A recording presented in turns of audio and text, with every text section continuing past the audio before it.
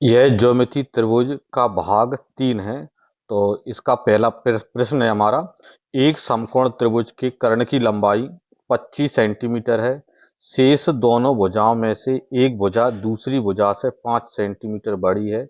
इन दोनों भुजाओं की लंबाई क्या हुई? ठीक है।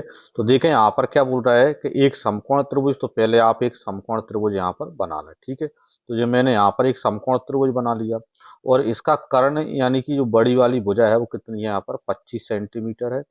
और शेष दोनों भुजाओं में से एक भुजा दूसरी भुजा से 5 सेंटीमीटर बड़ी है। ठीक है। अब 5 सेंटीमीटर बड़ी है मतलब यदि आप छोटी भुजा यदि x मानते हो तो बड़ी जो भुजा है वो x प्लस 5 होगी। ठीक है। इन दोनों में से छोटी भुजा लंब और आधार है तो एक भुजा x मानी तो दूसरी x प्लस 5 या एक x मानते हो तो दूसरी x माइनस 5 भी आप मान सकते हो। ठीक है। दोनों में से कोई भी यहाँ पर मानने में कोई दिक्कत नहीं है। तो अब हमको क्या समकोण त्रिभुज दिया है तो समकोण त्रिभुज में क्या होता है? कर्ण का वर्ग। ठीक है जी। यहाँ पर त्रिभुज है ए बी सी। तो कर्ण क्या यहाँ पर ए सी तो ए सी का वर्ग बराबर क्या बनेगा? लंब यानी कि बी सी का वर्ग और प्लस आधार मतलब यहाँ पर ए बी का वर्ग। ठीक है जी। समकोण त्रिभुज में पाइथागोरस प्रमेय लगती है। तो कर्ण का वर्ग मतलब 25 का वर्ग तो 25 का वर्ग यानी 625 बराबर बी सी तो बी सी यानी कि लंब लंब का वर्ग यानी एक्स का वर्ग तो एक्स स्क्वायर प्लस यहाँ पर एक्स प्लस 5 का वर्ग। ठीक है। ए बी यानी एक्स प्लस 5 है तो एक्स प्लस 5 का वर्ग। ठीक है। इसको सॉल्व हम कर देते हैं। देखें यहाँ पर 625 बराबर में तो क्या दिया है? X square. अब यहाँ पर x प्लस 5 का होल स्क्वायर है तो इसको हम a प्लस बी के होल स्क्वायर से तोड़ लेंगे। और a प्लस बी का होल स्क्वायर क्या होता है? यहाँ पर फॉर्मूला लिख देता हूँ मैं। a प्लस बी का होल स्क्वायर बराबर होता है a square plus B square plus में 2ab। ठीक है। तो यहाँ पर a की जगह x है और b की जगह 5 है तो एक्स स्क्वायर प्लस 5 का स्क्वायर 25 और प्लस 2a मतलब 5 दूनी 10x। ठीक है। अब यहाँ पर देखें तो क्या बने? एक्स स्क्वायर और एक्स स्क्वायर मतलब कितने हो गए? 2x स्क्वायर हो गए। ठीक है। और प्लस 10x अपने जी हैं तो प्लस के 10x। अब 625 को इधर ही ले जाएंगे तो 625 माइनस को जाएंगे तो यहाँ पर 625 में से 25 कम करेंगे तो कितने बचेंगे? यहाँ पर 600 अपने बच जाएंगे। बराबर कितने? जीरो तो बराबर में जीरो बचेगा। पूरा हमने राइट साइड ही कर दिया। अब इस पूरे समीकरण में दो का भाग जा रहा है तो दो का भाग दे दो तो क्या बनेगा आपके पास? एक्स स्क्वायर प्लस में 5x और 600 में 5 600 में 2 का भाग देंगे तो 300 बराबर में जीरो। तो ये आपके पास क्या बन गया? वर्ग समीकरण बन गया। मतलब अब आप क्या ढूंढेंगे कि ऐसी दो संख्या जिनका गुणा करें तो क्या आता है? 300 आता है और उनका प्लस या माइनस करने पर कितना आना चाहिए? 5 आना चाहिए। तो गुणा करने पर कितने मिले? यहाँ पर 300 मिले और प्लस माइनस करने पर कितने मिले? यहाँ पर क्या है? 5 मिले तो इसका मतलब 20 और 15। ठीक है। तो ये आप देखें यहाँ पर 20 और 15 तो 20 और 15 का गुणा करो 300 हो जाते हैं और 20 और 15 का अंतर कितना होता है? 5 होता है। तो अब इनका क्या है? प्लस माइनस और देखना है तो 20 को क्या लेना पड़ेंगे? प्लस के लेने पड़ेंगे और 15 को माइनस के लेने पड़ेंगे। तभी 20 में से 15 माइनस करेंगे तो 5 बचेंगे प्लस के। और 20 गुणा माइनस 15 करेंगे तो माइनस के 300 यहाँ पर आएंगे।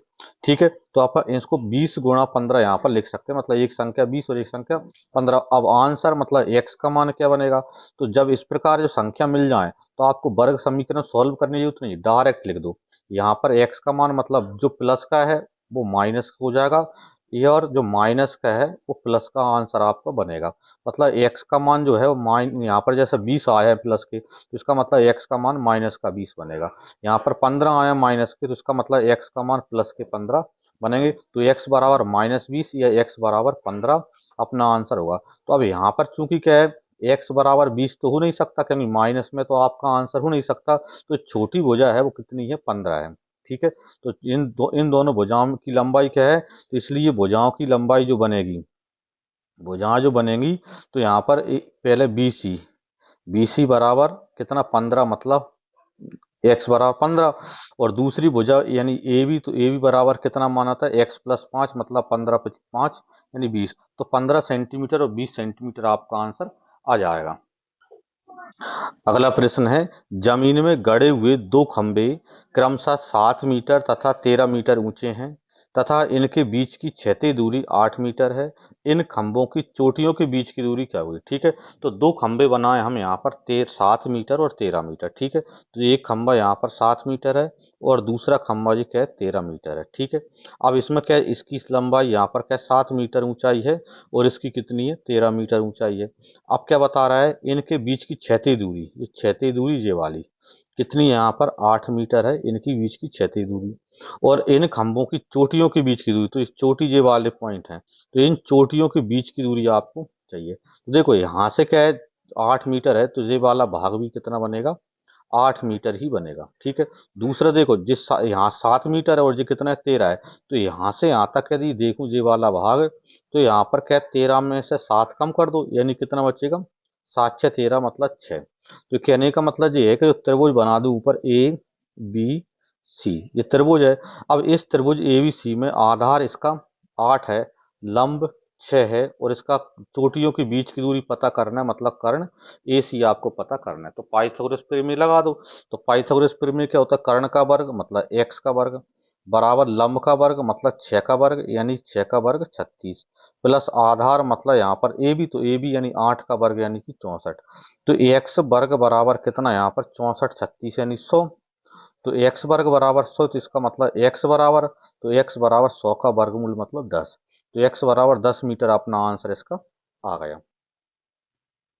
देखें अगला प्रश्न है हमारा, किसी समय पर एक ऊर्ध्वाधर खड़ी 1.8 मीटर लंबी छड़ की जमीन पर परछाई 45 सेंटीमीटर है।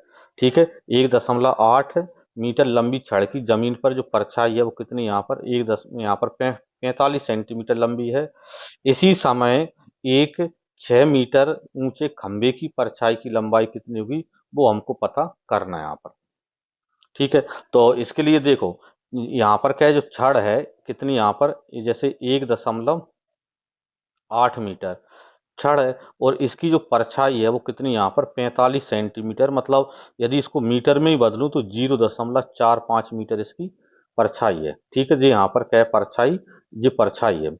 अब उसने बोला है इसी समय एक 6 मीटर ऊंचा खंबा है, तो इसी समय पर एक खंबा है जिसकी ऊंचाई कितनी है 6 मीटर है।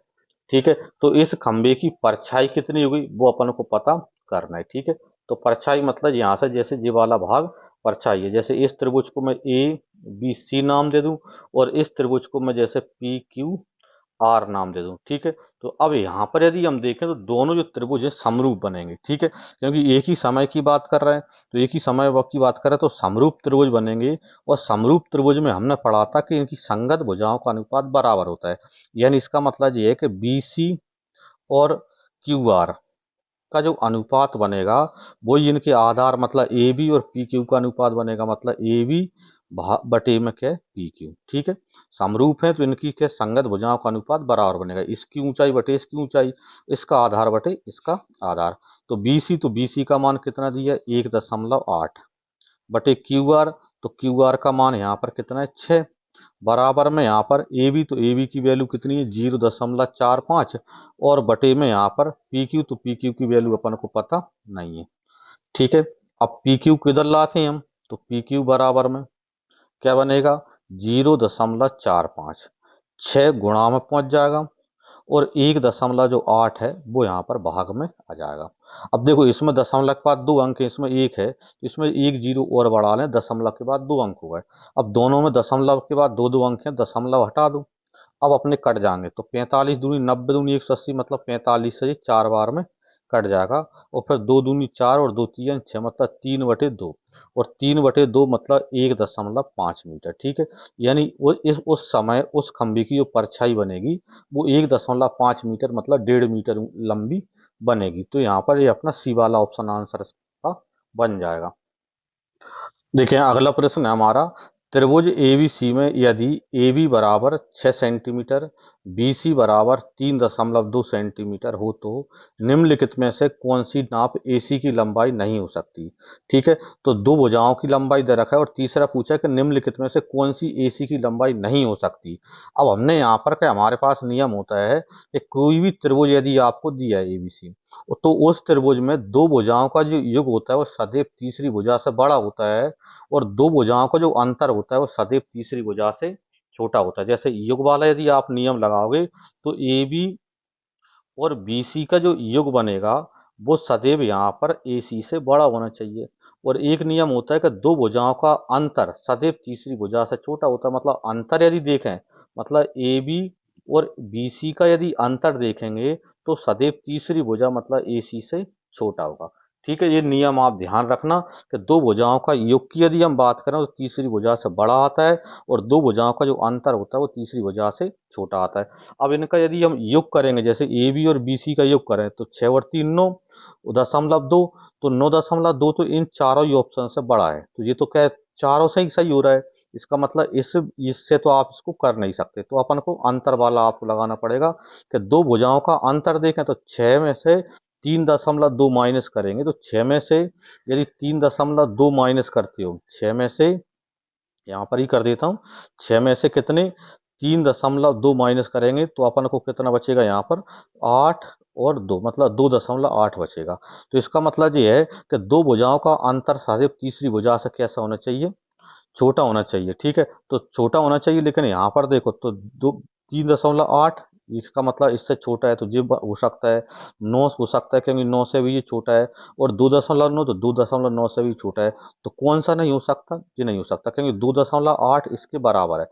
जबकि अंतर क्या होता है कि दो भुजाओं का अंतर तीसरी भुजा से छोटा होना चाहिए। तो इनका जो अंतर है 2.8, तीसरी भुजा मतलब ए सी से छोटा होना चाहिए, तो ए सी बड़ा होना चाहिए। तो लेकिन इसमें ए सी बराबर हो रहा है तो ये भी नहीं हो सकता। ठीक है, देखिए अगला प्रश्न दिया है, त्रिभुज एबीसी में यदि कोण ए बराबर 60 डिग्री तथा कोण बी बराबर 80 डिग्री हो तो त्रिभुज की सबसे बड़ी भुजा कौन सी हुई। तो पहले तो आप तीसरा कोण निकालना है, क्योंकि हम जानते हैं कि त्रिभुज के तीनों कोणों का योग 180 होता है।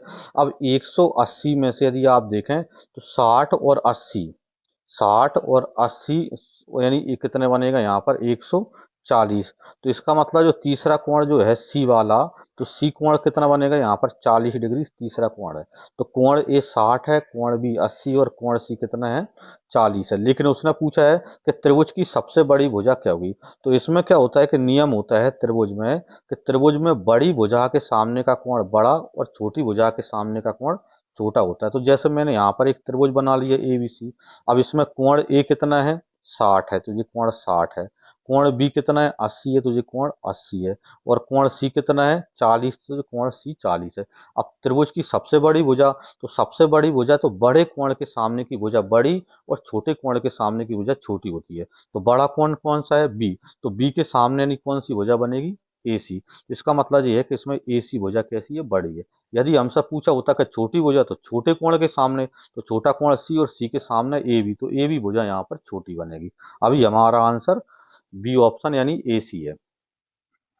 देखिए अगला प्रश्न है हमारा, यदि त्रिभुज एबीसी में कोण बी बराबर 120 डिग्री तथा कोण सी बराबर 40 डिग्री है तो त्रिभुज की सबसे छोटी भुजा कौन सी होगी। इसका आंसर आप कमेंट बॉक्स में देंगे, और यदि नहीं आए तो वो भी आप बताएंगे, तो मैं उसको अगला वीडियो बनाकर आपको उसका आंसर सॉल्व करके बताऊंगा।